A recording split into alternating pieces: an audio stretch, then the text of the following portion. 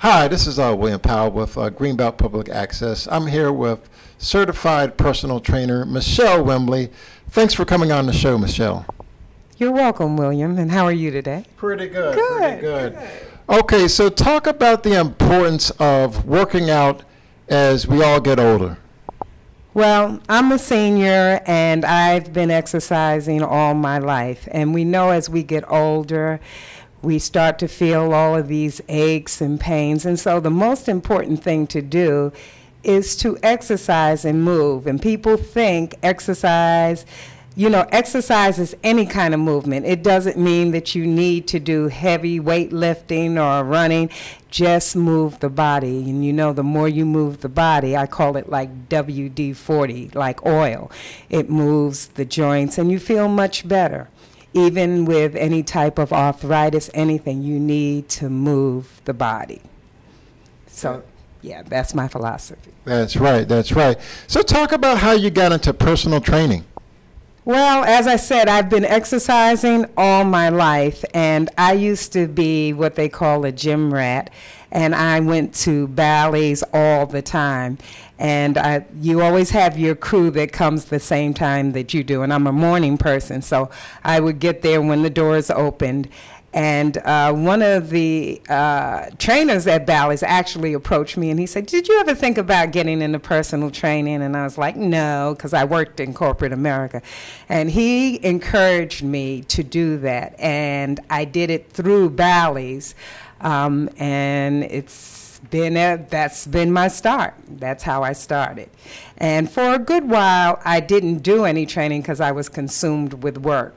But people would come up to me, "How do you do this? How do you do that? I see you work out all the time." And so with me sharing that knowledge, it kind of pushed me towards really pursuing that. And so now I'm retired, and this is my full-time job. That's awesome. That's awesome. So as a trainer, are you of the philosophy of no pain, no gain? Well, not exactly no pain, no gain. So I'm into the philosophy that you have to work and you have to feel it. And so we need to know what pain means when we're working out. So I always talk to my students and my clients saying you have to know the difference between pain meaning soreness and pain meaning, oh, I hurt myself. And always being cognizant that you don't want to go to the point where it's painful and you have injured yourself, but you do want to go to the point where, oh boy, I'm sore, and that means you had a good workout. Yeah, and I was able to observe a lot of the workouts you did today. So like, especially for seniors, so what do you think is more effective for them, something like yoga or weight training?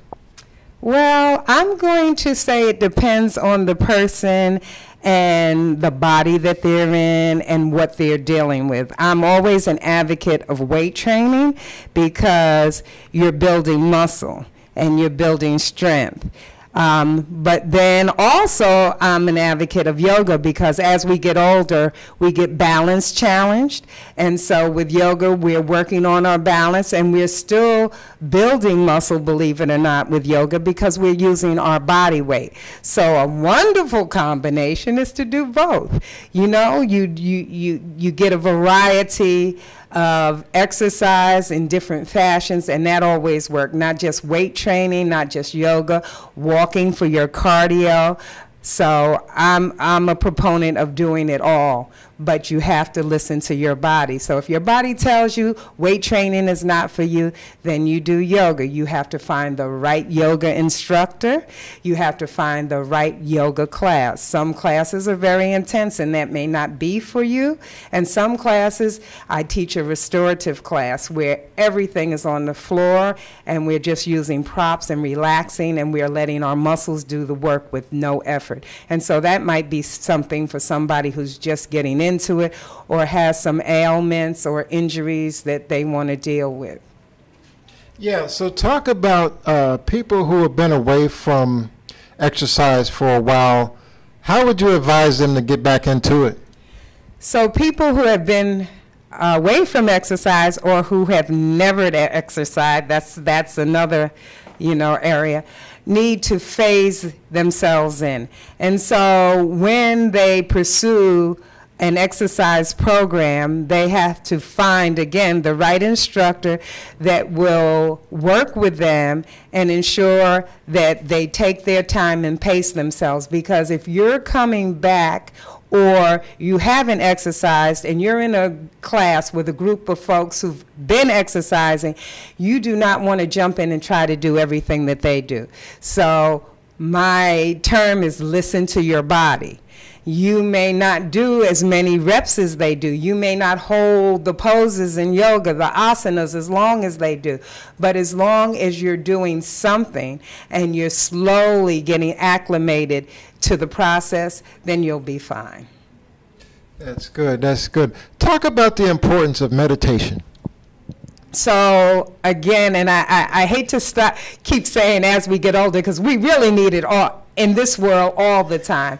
So for me and for my students, and they're saying this, meditation is so important for a number of reasons. Physically, we know it lowers the blood pressure, and for me, it lowers my blood pressure, and I have hypertension, even though I am a trainer and I work out and I eat well.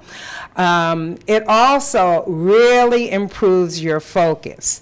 And so what I've noticed, sometimes when I teach my class, I'll do the meditation in the beginning, and I've showed this to my class. And if I do the meditation in the beginning, the class is much more focused throughout the class than doing it at the end.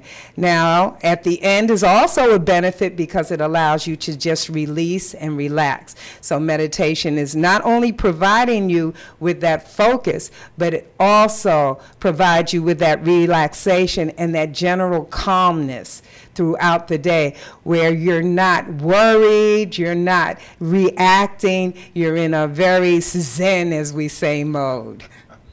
So that's my take on meditation. That's good. That's fantastic.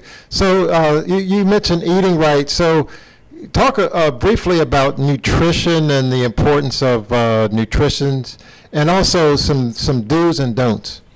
So one of the things that we as personal trainers have to be mindful of and always tell our students is we are not nutritionists.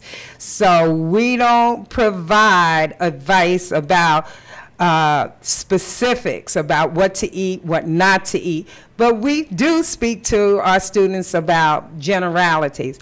And a lot of times I get students who come to my class and say, how can I get this six-pack? And I say to them that six-pack is not exercise, it's your food. And so in order, because you can always have fat on top of muscle, so you have to be mindful of what you eat. And being mindful means you want to eat healthy, you want to have your fruit and your vegetables, you want to stay away from fried foods or minimize your fried foods, and you want to drink lots of water. Water is so key for your hydration and everything. It's the key. So you want to always replenish with water. You want to stay away from the sodas. These are our generalities. You really want to stay away from the artificial sweeteners. They are very, very detrimental to your health. And if you read all the new science and articles and studies, it tells you that those artificial sweeteners are no good for you. So not counting calories. I don't count calories, and I'm not saying you shouldn't or should. I'm saying for me, and it's manageable without counting calories. You just have to be mindful of your portions. And you know deep down inside when you look at your plate if you have too much of the wrong things. Lots of vegetables, lots of fruit, staying away from those starches, you know, the rice, the whites, and those type of things. So that's the generalities. And if you follow that program, you will feel good, you will feel so much better, and you will lose weight. Okay. What's your opinion of intermittent fasting? So intermittent fasting, this is a good one. I'm back and forth with it. I read a lot of articles, and I've seen a lot of scientific evidence that it works, meaning it works Well, the number one reason that it works as far as a weight loss thing is because it's shortening the time that you eat, so you cannot consume as many calories as you would throughout the day. Intermittent fasting isn't for everyone, but then again, if you think about it, if you curb your food or your intake at a certain time and cut it off and go to bed, and don't eat until later on in the morning, if you can, you are doing intermittent fasting. So intermittent fasting is a personal thing. Some people can do it, some people can't.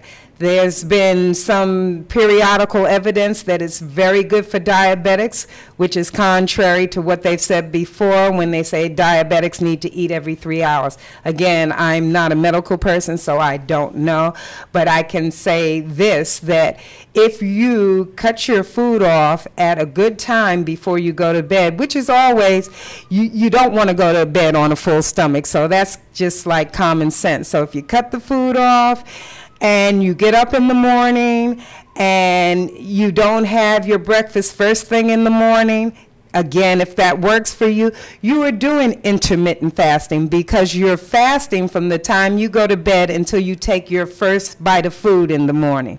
So we don't have to be so hard and fast with those intermittent fasting rules. We can always modify it so that it works for us.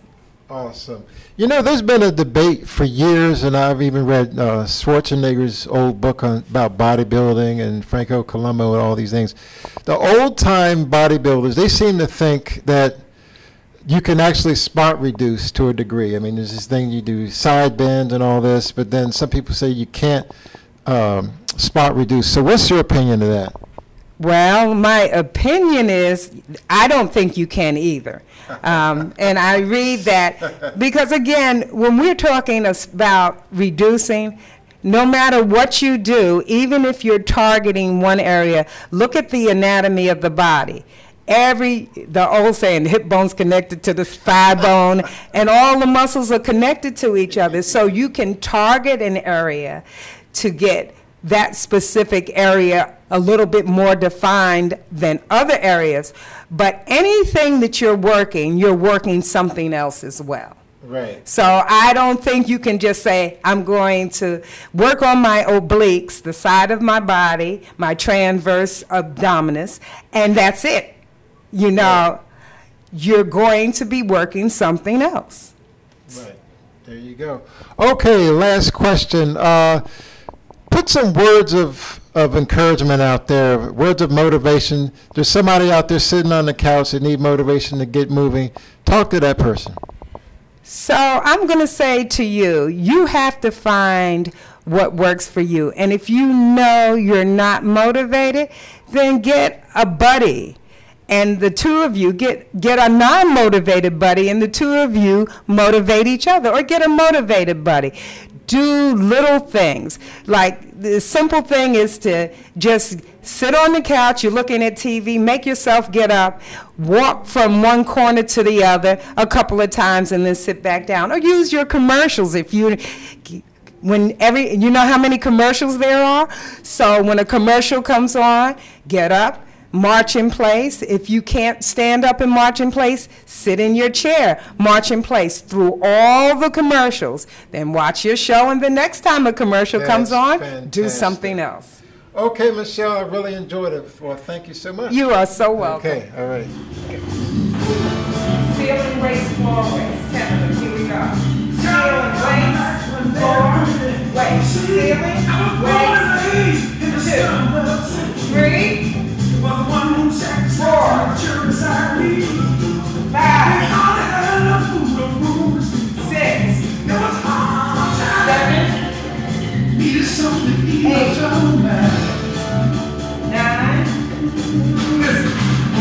March. We're going to do 6 and move. So it's cardio then 6 and move. Arm circles. I'm doing up here on my back. Listen, one more time.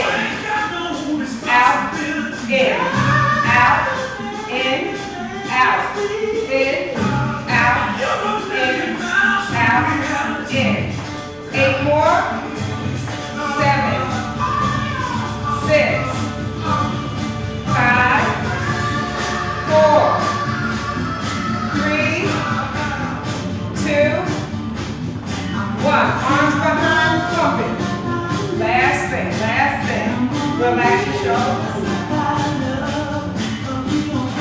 8 more. 7, 6, 5, 4, 3, 2, into your station. 4, 5, 6, 7, 8, 9, 10. That should feel like super light. Yes.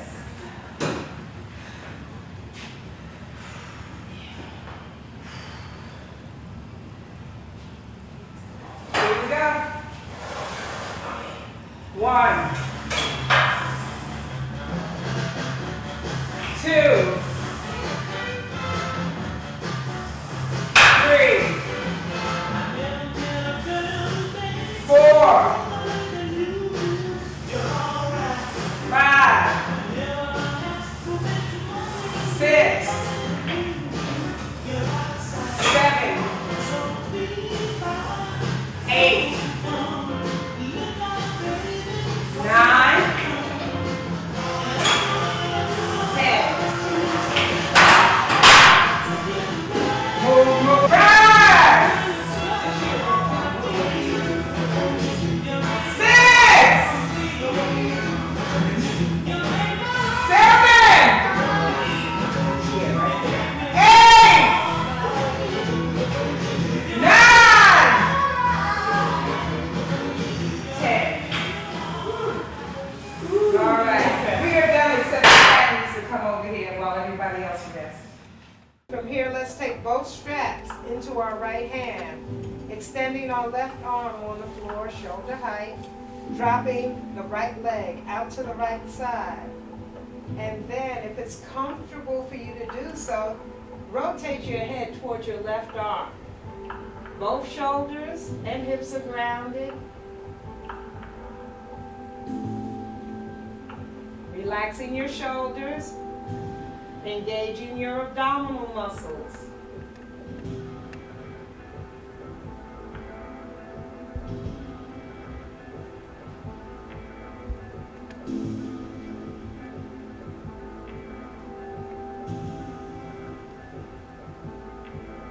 Let that leg go where it wants to go.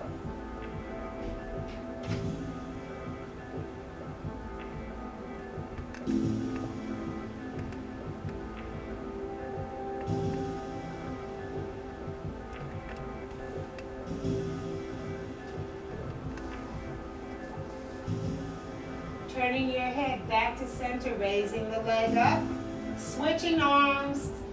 Take that right leg across to the left, let the hips roll, turn the head if it's good. Now you will have to extend that left leg onto the floor.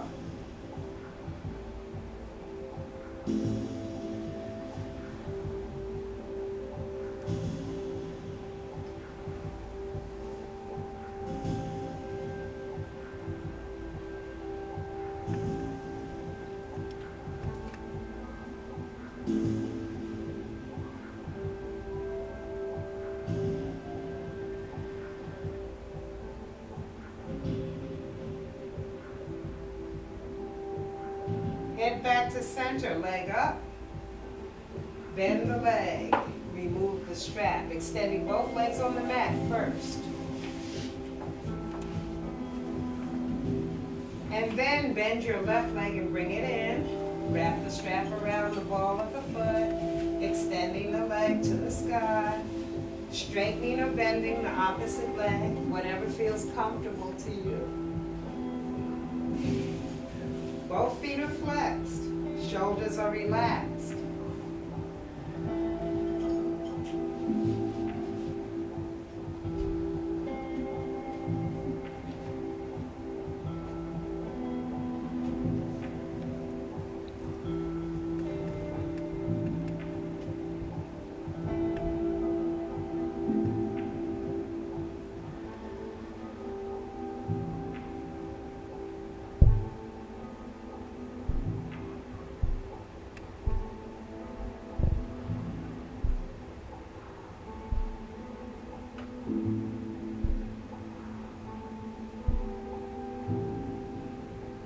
Taking both straps into the left hand. Right arm on the floor, shoulder height.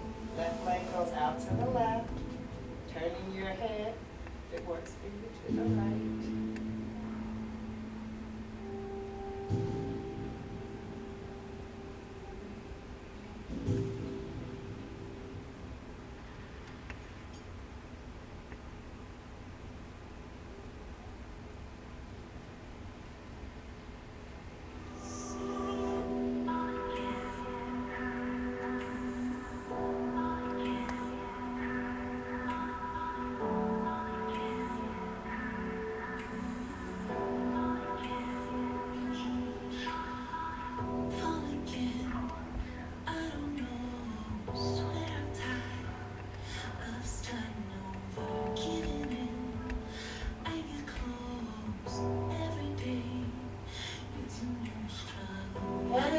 Back to center.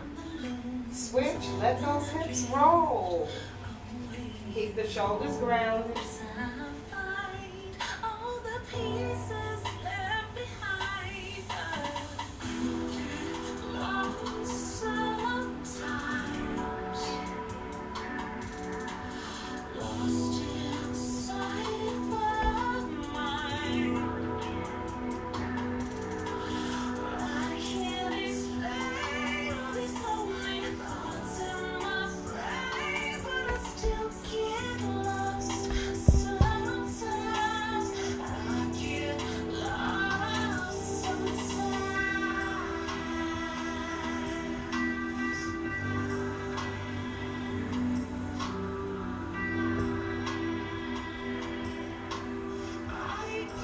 Head and leg back to center. Bend the leg, remove the strap. From here, have your feet together in butterfly, the bottom of your feet together. Rest them on top of a block. Put the other two blocks under your legs.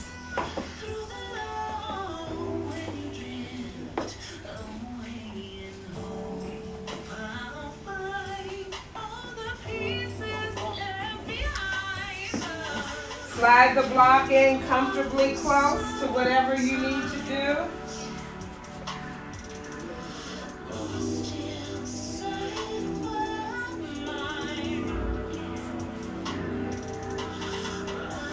Hands at your side, palms turned up.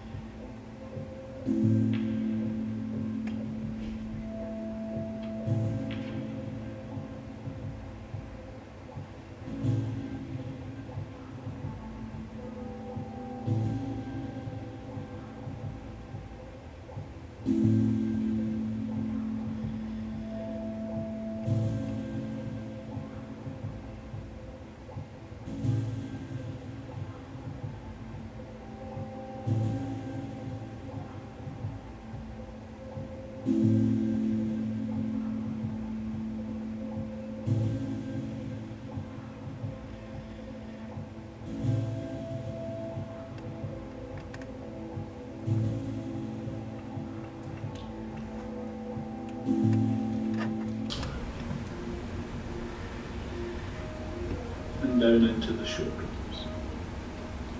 Imagine your shoulders dropping, softening, and slowing. And follow the relaxation down. Down through your arms, relaxing. Down through the elbows.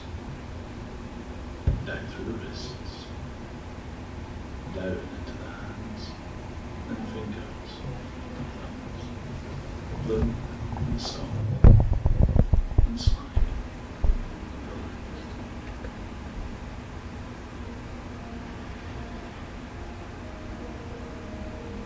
Now loosen your jaw. Wiggle it from side to side. Relax your mouth and your tongue.